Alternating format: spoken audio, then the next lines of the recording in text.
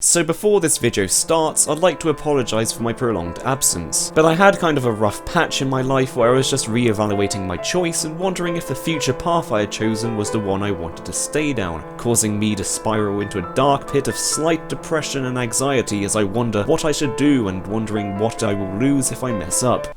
Also, Mario Kart 8 and E3 happened. But yeah, I'd like to apologise for being missing for so long, but I really needed to sort out some stuff before I could really concentrate on this. Who knows, maybe I should be less of a big girl about it who plays with dollhouses and has weird toys which urinate, and be more of a man about it who plays Call of Duty and goes to the gym to wrestle. But what I do know is that I fixed what was bothering me, and I'm ready to leap back into the wonderful world that is my YouTube channel. Ah, I've missed you.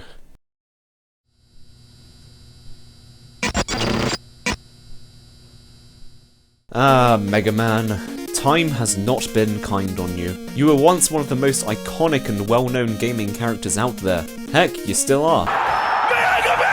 But Capcom realised you weren't raking in the mountains of dosh they needed to stay afloat these days and locked you up with the other victims of the game industry. I mean, you know you're pretty screwed when you're a Capcom franchise and rebooting you as a gritty action game doesn't even save you. But we aren't here today to dwell on Mega Man's depressing future, we are here instead going to look at a depressing part of Mega Man's past, in a show that I'm calling Port Patrol, because God knows this channel was good enough and popular enough to need another show on it.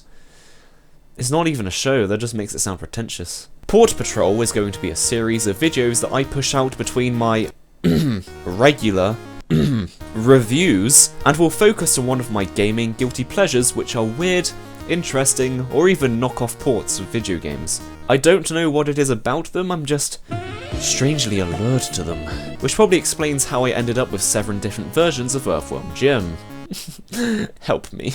I've wanted to talk about these for a while and it doesn't really fit in with my normal videos, so that's why it's going to be put under a different name. They're not really reviews, but more a slight insight into what these games are about. Kinda like poking a dead body with a stick. You know, poking it just enough to know what it is, but not enough to get deep into things and let all the guts pour out. Oh, that's lovely, I'm already comparing my channel to a dead corpse. Hopefully there are some people who share the same interest as me in weird ports. No. Alright, just me then. But you didn't come here to listen to me explain crap. You came here for Mega Man, for MS-DOS, and that is what we are going to be looking at today. So this being a PC game from 1990, you're going to have to navigate the minefield that is MS-DOS, and oh boy, being born in 1996, this was fun to learn, let me tell you. 'Cause it was. It's not that hard. But this wouldn't be a video game review video without making some jokes at loading up DOSBox, so let's get this out of the way, shall we? Alright, mounting a drive, that's lewd, and I don't even. One boring menu screen later and you find yourself playing the game. Mega Man, you feeling okay? You don't look too good over there, you look a bit fat and dead. So this is what I assume to be the entrance to Dr. Wily's castle. You know, the impenetrable fortress of doom of the main bad guy of the original Mega Man games, complete with automatic gate and a guard. Like as a car park, and not a castle. So it's time to tackle the first major issue that this game stumbles over, and that is the keyboard controls. They suck ass. So think of any game you've played ever for PC. What would attack be? If you guess space, then well done. I guess it kinda makes sense. What about jump? Up? No. Shift? No. Control? No. It's J. Freaking J. Because, oh, this is just such a comfortable position to keep my hand during gameplay. Yeah, loving it. This layout will be an absolute pain in the ass the entire time you're playing this game. Walk to the right and you realise that the game is too fast. After turning down the cycle settings in DOSBox and moving right, you'll begin to get violently terrorised by a dog. He runs at the same speed as you and will absolutely destroy you if you get stuck on him, so obviously you try to attack it. Which is easier said than done, the bastard sticks to you like a thing that's very sticky. What? But then you do kill it and it respawns instantly. You eventually get away from the dog, walk to the right for about 5 seconds and boom, you're farted to the stage select screen. Yeah, not really feeling why all this was important, not going to lie. Now when you think Mega Man Robot Masters, you no doubt think of some of the greats like Fireman, Heatman, Flame Man, Napalm Man? Burner Man? These are all the same thing. But Mega Man DOS is perhaps some of the most well-known out of all of them, right up there with Iceman or Freezeman. I mean, who could forget such classics such as Voltman, Dynaman, and Sonic Man? Me, that's who. So yep, pick your choice. You get a grand choice of 3 Robot Masters, none of them from the original Mega Man game, and all of their portraits make them look mentally handicapped. This game came out 3 years after the original Mega Man. PC Master Race, right guys? I decided to pick Sonic Man because I have no idea what a Dyna is, and the stare Voltman is giving me is kind of unnerving me, not gonna lie. Now when you think Mega Man music, you no doubt think of some of the greats, such as Fireman, Heatman. I'm not doing this joke again. The point is, Mega Man for DOS has no music. Literally none. All you get is sound effects. Which, all things considered for DOS, may not be a bad thing. Just look at the Castlevania port, where if you don't have a sound card enabled, it can only play one sound at a time, and yet it still tries to play music.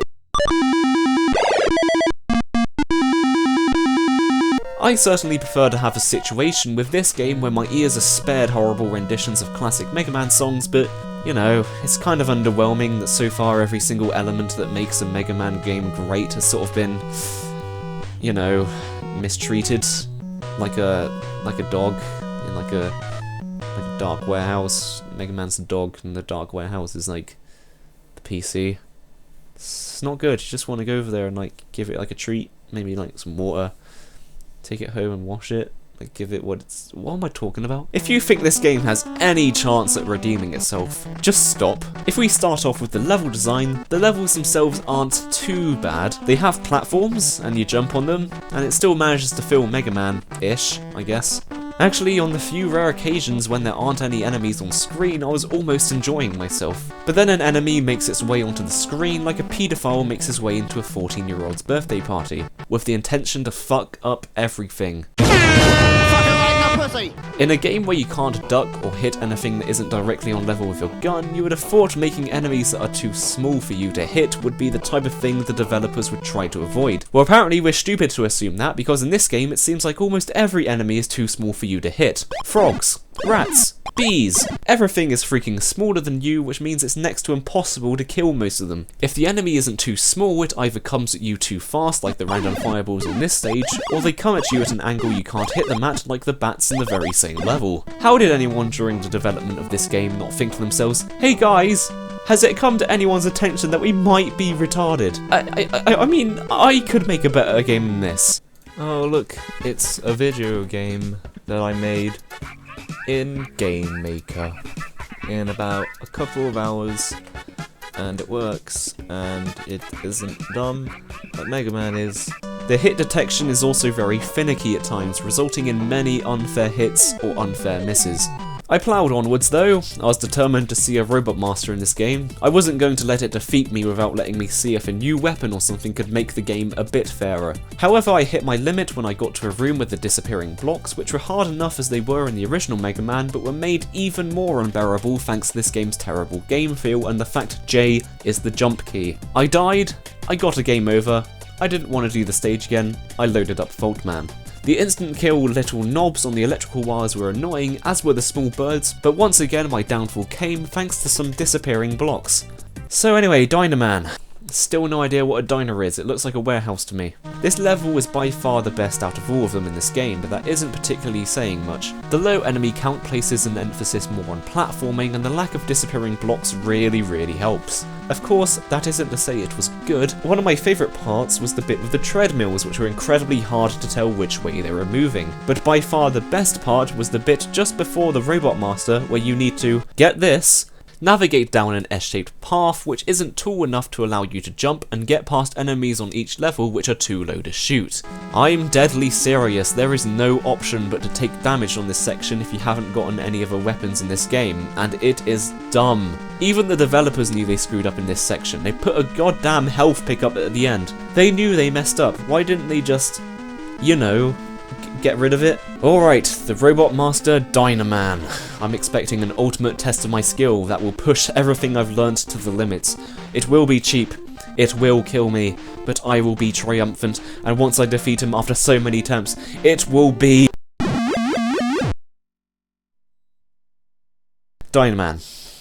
Just Dynaman. This weapon I've unlocked is the only chance this game has of redemption. If this weapon is good and can kill low-lying enemies easily, this game might just become bearable to finish. Don't mess this up, Mega Man.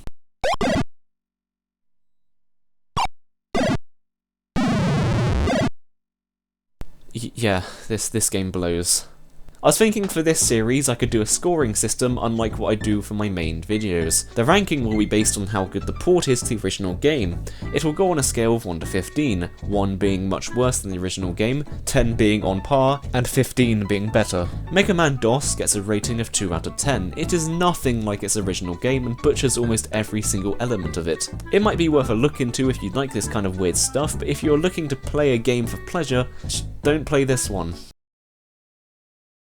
Hey guys, Fracky here. I hope you enjoyed this video even if it is a bit different to my normal stuff. If you like the series, please let me know in the comments section if you want to see more of this. I have some ideas for future videos I could do on this, but obviously I'll only make them if you guys want to see them.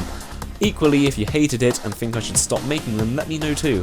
Links to some of my other stuff are here on the screen, as well as links to my crappy website and also my Twitter, which I apparently have now, so you can check those out if you wish. I'll see you next time. Hopefully the gap between this and my next video won't be so sizable, and thank you for sticking with me these past 2 months. I promise the next video won't be a letdown.